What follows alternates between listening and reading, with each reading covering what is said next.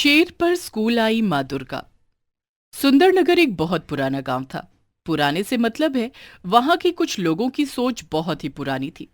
एक बार कलुआ मंदिर जाते हुए काका से टकरा गया। कलुआ, अकल नहीं तुम में? देख कर नहीं चल सकते? काका, स्कूल के लिए देर हो रही थी, इसलिए जल्दी में था। अच्छा, तो तुम स्कूल भी जाते हो? मैं देखता हूँ कैसे स्कूल जाते हो। अब तुम सुधरोगे नहीं कभी, हाँ? घर पर कलुआ अपनी माँ से, माँ, भगवान ने मुझे इतना काला क्यों बनाया है? मैं किसी को छू भी जाऊं तो लोग ऐसे करते हैं जैसे कोई अछूत हूं। इतना कहकर वह रोने लगता है। अगले दिन कलवा फिर स्कूल के लिए निकलता है। इस बार वो डर के मारे दूसरा रास्ता लेता है और स्कूल पहुंचता है। कलवा, वहां बैठो, मेरी नजर से थोड़ा दूर। तुम्हें देखते ही मैं सब भूल जाती हूँ, आगे का पढ़ा ही नहीं पाती। ये कहकर वो मुंह छिपाकर हंसने लगती है। कलवा चुपचाप अकेले जाकर बैठ जाता है। इतनी ही देर में प्रिंसिपल क्लास में आता है। उनके साथ एक नया बच्चा होता है। बच्चों, ये अमन है। आज से ये तुम लोगों के साथ पढ़ेगा। सब लोग अमन को देखने लगते हैं। वो बहुत ही ज्यादा काला था। अमन जाकर एक खाली सीट पर बैठ जाता है। प्रिंसिपल के जाते ही कविता उसे वहां से उठा देती है। सुनो तुम। हाँ अमन, वहां बैठो उस सीट पर जहां कलवा बैठा है। अमन को कुछ समझ नहीं आता कि वो ऐसा क्यों कह रही है। वो मासूमियत में पूछ लेता है कि उसे वहां क्यों बैठना है। अरे वहां मेरी क्लास के सबसे होशियार बच्चे बैठते हैं, उसे देखो, वो हमारी क्लास का सबसे होशियार बच्चा है। ये सुनकर भोला भाला अमन कलवा के पास जाकर बैठ जाता है। जल्दी ही दोनों में अच्छी दोस्ती हो जाती है। अमन वाकई में पढ़ने में अच्छा था। क्लास में, अच्छा बताओ पानीपत का युद्ध कब हुआ था? मुझे आता है, मैं बताऊं? ये जवाब सिर्फ अमन को आता था। वो हाथ उठाता है पर टीचर उसे नहीं बोलने देती। किसी को नहीं आता? चलो मैं कुछ और पूछ लेती हूँ। ये बताओ गांधी जी के साथ एक और किसका जन्मदिन आता है? इसमें भी सिर्फ अमन और कलवा हाथ उठाते हैं पर टीचर उनसे नहीं पूछती। क्लास के बाद, ये क्या चक्कर है? हम दोनों हाथ उठाते हैं तो टीचर पूछती ही नहीं है। उस दिन तो कह रही थी कि हम सबसे होशियार हैं। तुम बहुत भोले हो अमन, तुम्हें अभी तक समझ नहीं आया? क्या? क्या समझ नहीं आया? क्या कहना चाह रहे हो? तुमने मेरा और अपना रंग देखा है? हाँ, हम दोनों बहुत काले हैं। तो ये कि हमारी टीचर को काले लोग पसंद नहीं है, इसीलिए तो मुझे और तुझे उन्होंने अलग बैठाया है, अपनी नजरों से दूर। क्या? सच? और वो होशियार बच्चों वाली बात? वो तो झूठ है। तू तो अभी आया है, मैं तो ये सब बहुत टाइम से देख रहा हूँ।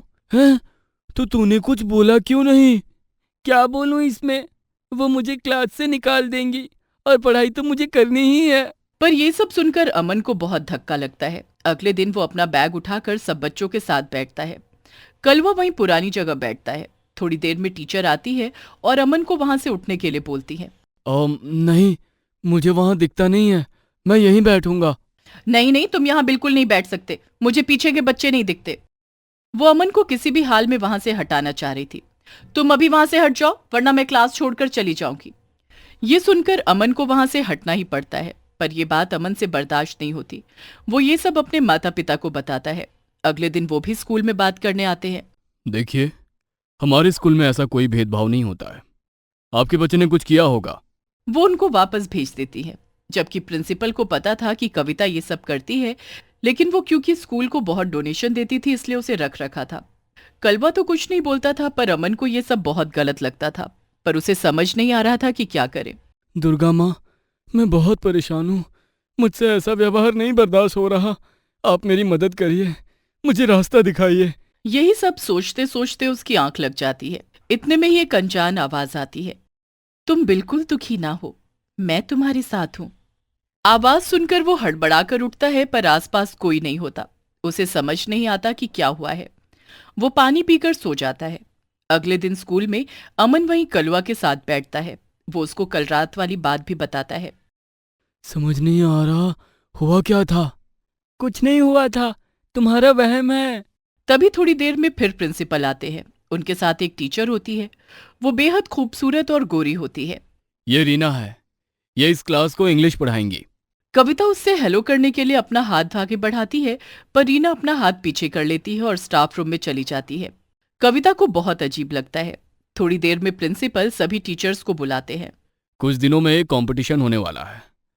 मैंने दो दो टीचर्स के ग्रुप बना दिए हैं। आप दोनों कविता जी और रीना जी के साथ काम करेंगे। क्लासेस के बाद कविता फिर रीना के पास बात करने जाती है। वो उसके पास जाकर बैठती है, पर जैसे ही वो बैठती है रीना उठकर चली जाती है। कविता को बहुत बुरा लगता है। वो उससे बात करने जाती है। हमें एक साथ काम करना है, सर ने कहा है। काम करना है, वो भी तुम्हारे साथ? कभी नहीं। मैं इतने काले लोगों को पसंद ही नहीं करती। मुझसे थोड़ा दूरी बैठो। पता नहीं भगवान इतने काले लोग क्यों बनाता है। मैं तो सर से कह दूंगी कि मुझे तुम्हारे साथ काम नहीं करना है।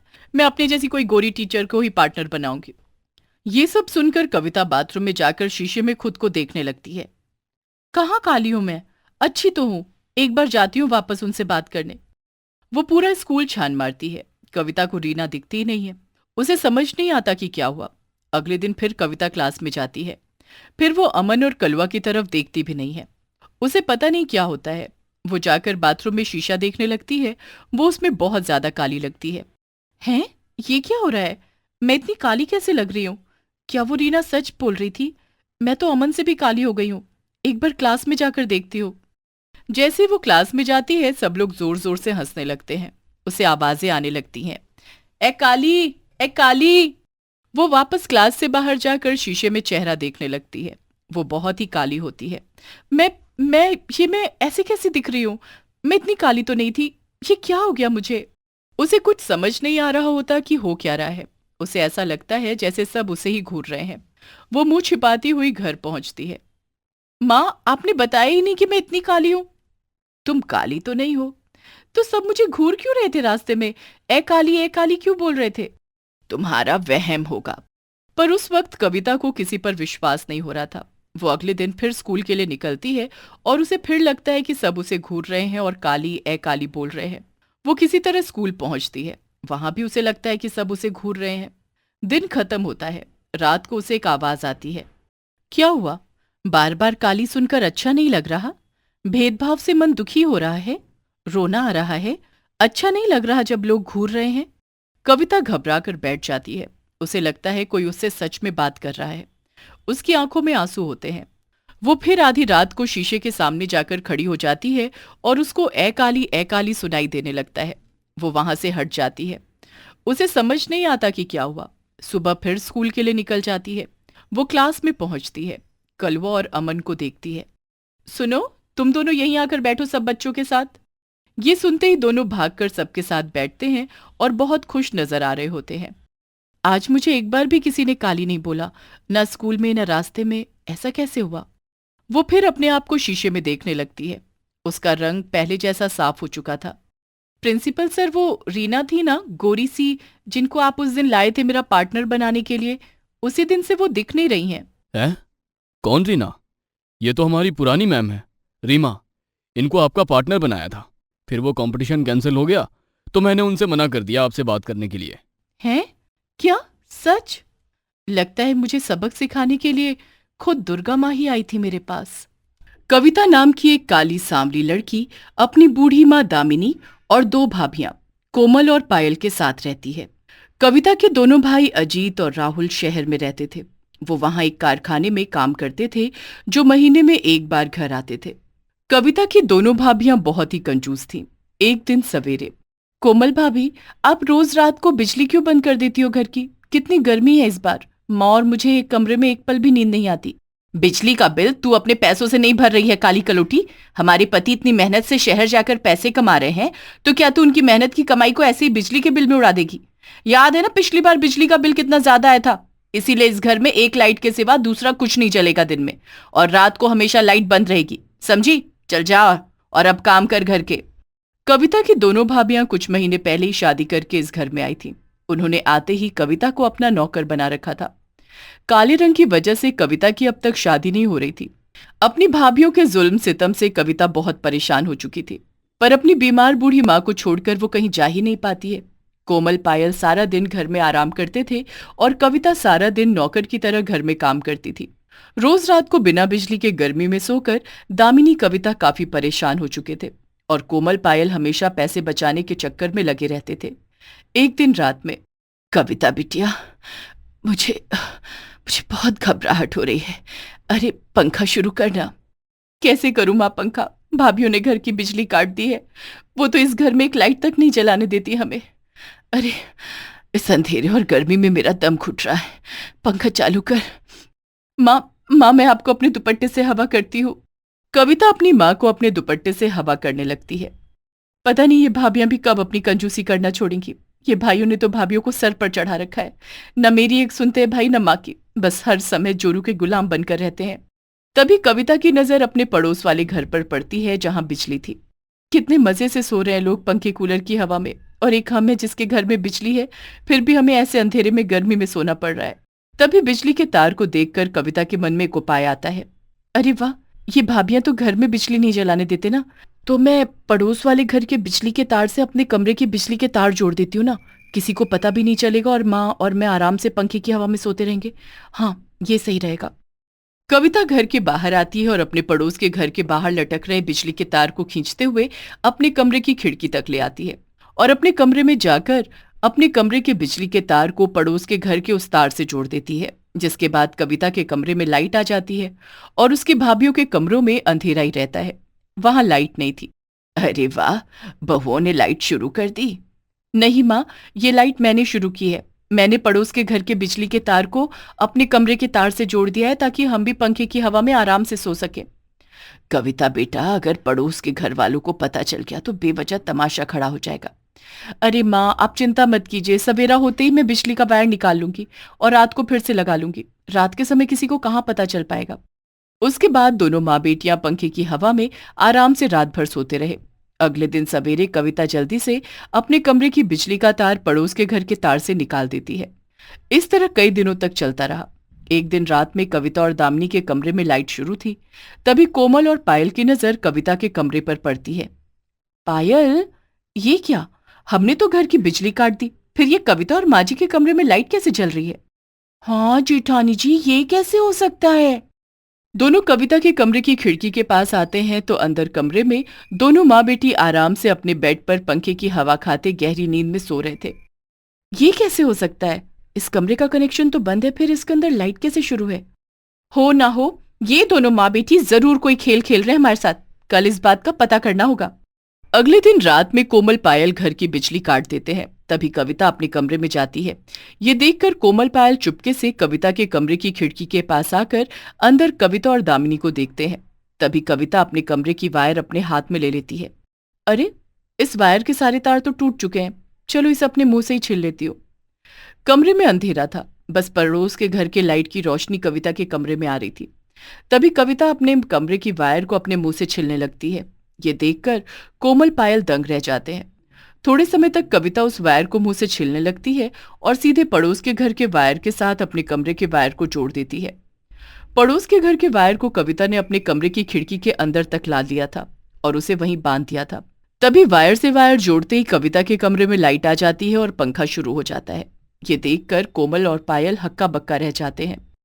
अरे बाप रे, पायल, ये काली कलोटी ने कैसे किया? ये इसने वायर को अपने मुंह में डाला और एक वायर से जोड़ा तो कमरे में बिजली आ गई। ये कैसे हो सकता है?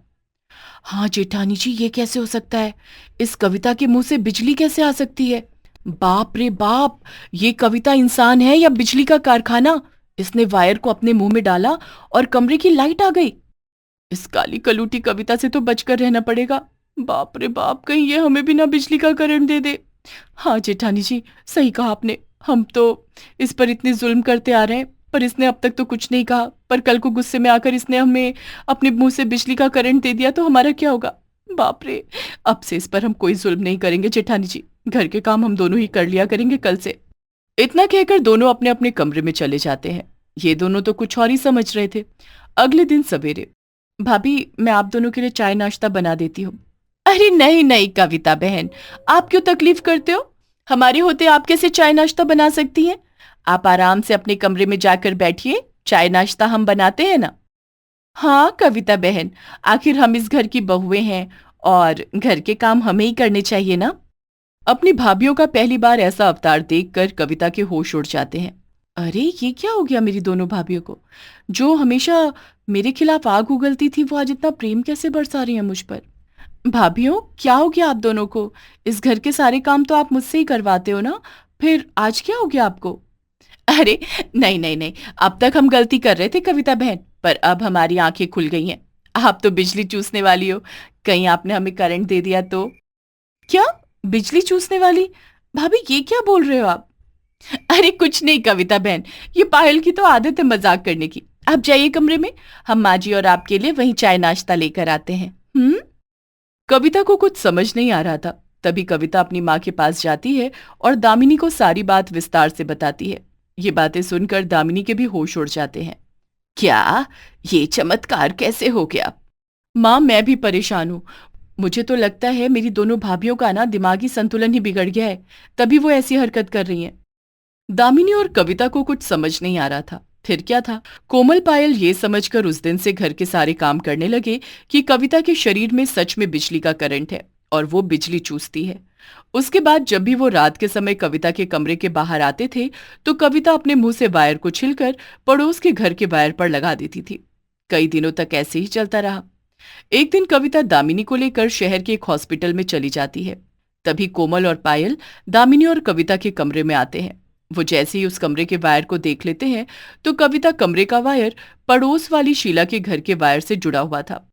ओह, तो ये राज है। हमारी काली ननद बिजली चूसने वाली नहीं है, बल्कि वो रोज रात को शीला काकी के घर की बिजली चुरा रही थी। जेठानी जी, इस कविता ने हमें बेवकूफ बनाकर हमसे अब तक घर का सारा काम करवाया। आने दो अब उसे घर, उसकी जमकर खबर लेती हूं मैं। कोमल पायल जैसे ही कविता के कमरे के उस वायर को शीला के घर के वायर से अलग करने लगते हैं, तभी शीला अपने घर की खिड़की से उन्हें देख लेती है। ओए, ये क्या कर रहे हो दोनों? मेरे घर की बिजली चोरी कर रहे हो? रुको, अभी तुम दोनों को मैं मजा चखाती हूँ। अरे नहीं नहीं शीला काकी। शीला गुस्से में वहां से बाहर आती है। अरे बाप रे जेठानी जी, शीला काकी तो समझ रही है कि हम उनके घर की बिजली चोरी कर रहे हैं। अब क्या होगा? तभी शीला पूरे मोहल्ले वालों के साथ और पुलिस के साथ कोमल पायल के घर आती है और उन पर अपने घर की बिजली चोरी का आरोप लगाकर कोमल पायल को पुलिस के हवाले कर देती है, जिसके बाद कोमल और पायल को जेल हो जाती है और दोनों जेल में चले जाते हैं। जुर्म किया किसने और सजा मिली किसे? पायल, ये क्या हो गया? उस काली कलूटी ने बिजली चोरी की और सजा हमें मिली। अब हम कैसे निकले यहाँ से बाहर? उसके बाद दोनों वहीं जेल में रोते रहे और कविता अपनी माँ के साथ हॉस्पिटल से घर आती है। तब वो दोनों सारी सच्चाई जानकर दंग रह जाते हैं।